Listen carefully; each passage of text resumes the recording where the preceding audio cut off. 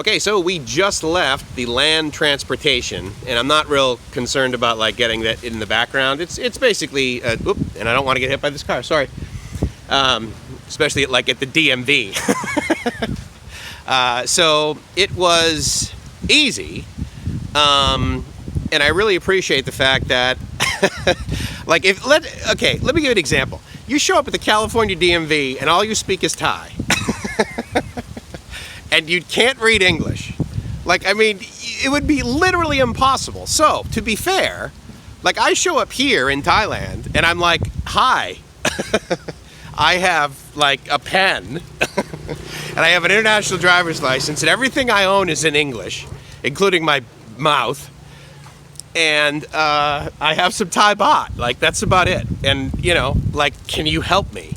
So, the fact that I have been to the immigration department as well as the land transportation department, which is the DMV. I now have a motorcycle license and I have a driver's license for a car. What I did need to do is I had to. So we got there about 12, and I finished all the paperwork at about 12:15. And I will give you a list of all of the paperwork I needed to do when I get home and I remember it all. Right here and a little bit down there are these little tents. They have a laptop and they have printers that they use for copying. I did want to share this with you because I'm actually probably going to do another video once we get back home. And I did take a little clip of the video we needed to watch. So the woman says to me, when I present to her my international driving permit, along with my California driver's license that has CM1 on it, which basically means I am licensed in California to drive a Class C vehicle, the car, as well as up to, I think, a 30-foot motorhome or something like this. But I can't drive commercially, right? And then I have an M1 designation, which means I can drive a motorcycle. And I went through the test and got all that. Combine that with my international driving permit, then I can basically take those two items and I can go to a ton of other countries and, drive a car, drive a motorcycle. So she says, when she looks at my California driver's license, she says, okay, well, you have the C, so that means that you can get the car driver's license here. But to get the motorcycle license, we don't accept, this is basically the sort of, the broken English that we're basically speaking in. She says the M1, we don't accept the M1 for motorcycle, so you're still going to have to take the 5-hour motorcycle class and do the driving test.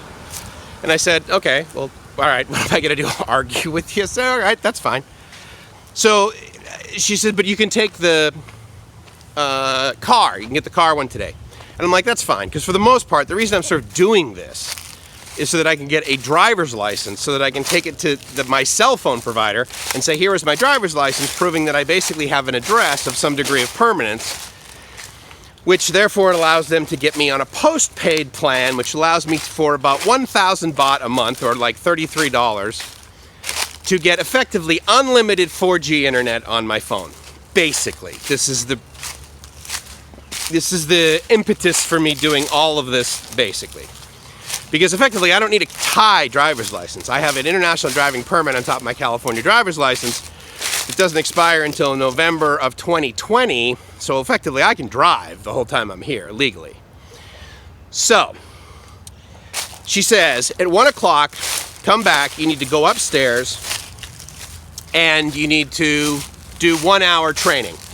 I said, okay. So Gracie and I sit there, go to the restroom, we walk outside. 1 o'clock, we walk upstairs, and the training involves a couple of procedures, several of which you've already heard of, which is the color test to make sure you're not colorblind.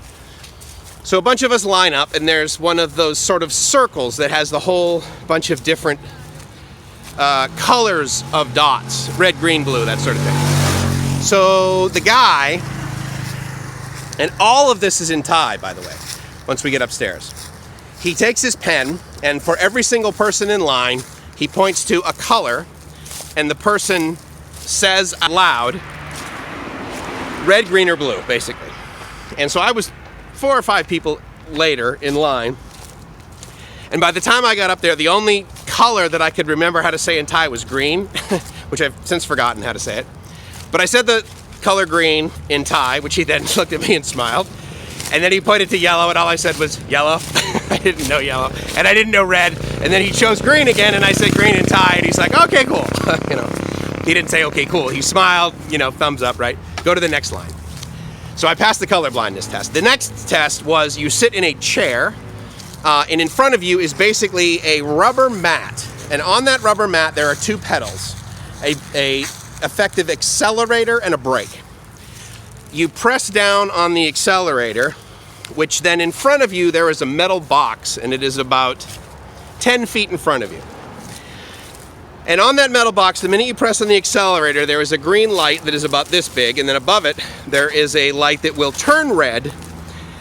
And when it does so, you then push your foot on the brake before the series of LEDs that are going up as you have your foot on the accelerator get to red, meaning the red light comes on.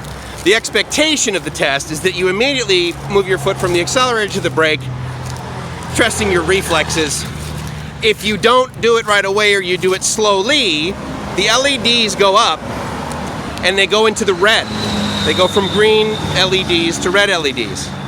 If they go to red LEDs, then, well, they make you do the test again. If you basically go into the red LEDs again and you fail it again, then you basically are publicly shamed as you're standing there. I'm going to continue this later because we need to get a grab and we need to head back home. So I'll talk to you soon.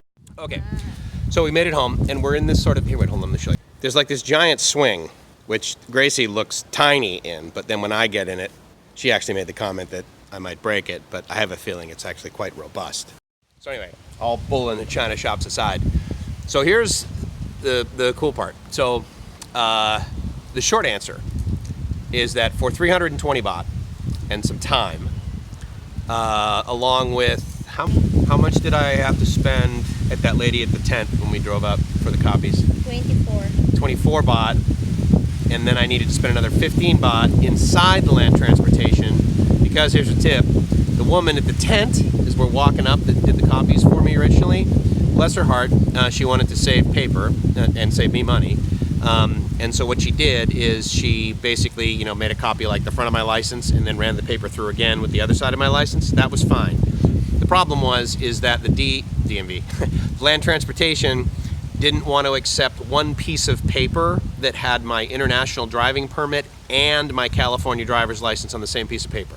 She said, no, you need to go get it recopied, different piece of paper with the international driver's permit and the California driver's license on a separate piece of paper.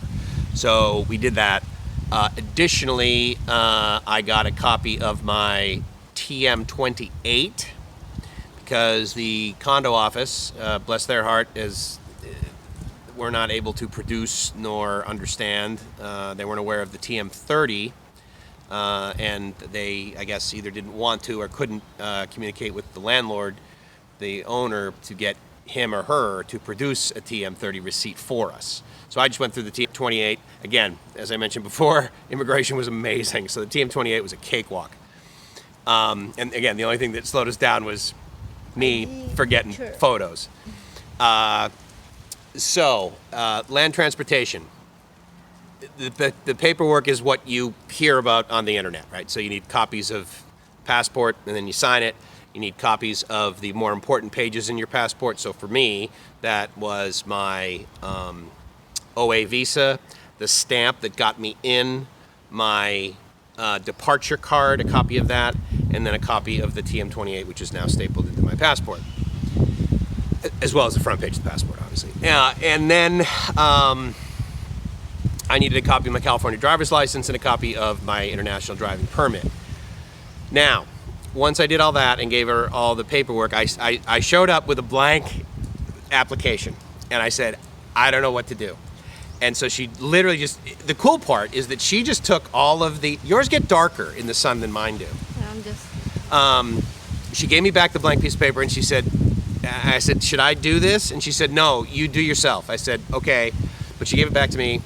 And then she looked through all the paper that I had. I gave her like more than I need. I gave her my lease agreement actually by accident because I knew that I only needed the lease agreement when I was at the immigration department to get the, and I know, show them the picture.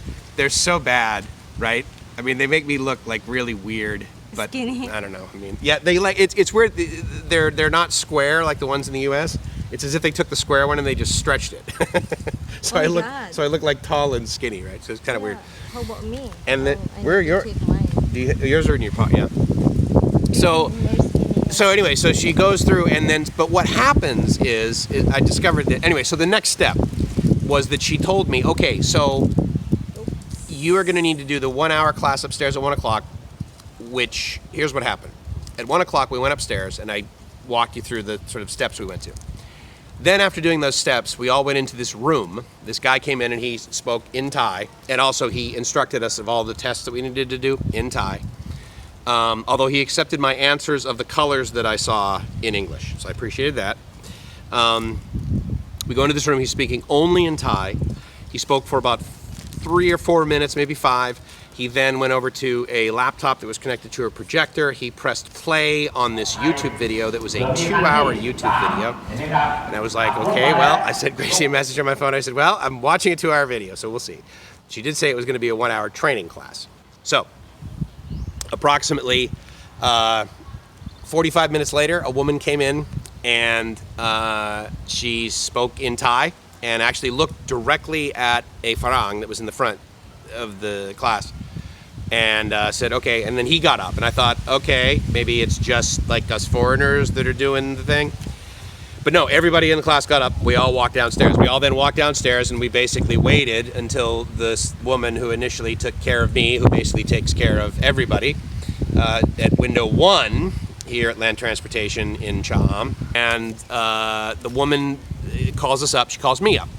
She hands me the stack of papers, basically, because I had to get 2 copies of stuff, with all of like my information printed in Thai on the first sheet of paper. And it said stuff like, you know, what my name was, what my birth date was, and my passport number. That was in, you know, Roman numbers, right? But everything else was in Thai characters with the exception of my name, Mr., you know, Mike. But everything else was in Thai. So like the address here, and the visa I have, I could just, everything was in Thai, and then it was O-A. In any case, so she typed all that up for me based on like the information that I gave her, and the only information I gave her was the copy of all of the stuff that I told you I gave her. So I guess she just like sort of transposed the information from my passport and my TM28 and everything and put it all together on this piece of paper, on 2 piles of paper. One of them was for my automotive driver's license, and the other one was for my motorcycle driver's license. The automotive driver's license was, and I'll verify this, at the end of the day, she said, okay, 320 baht. And I said, okay, hold on. So the cost of the automotive driver's license was 205 baht.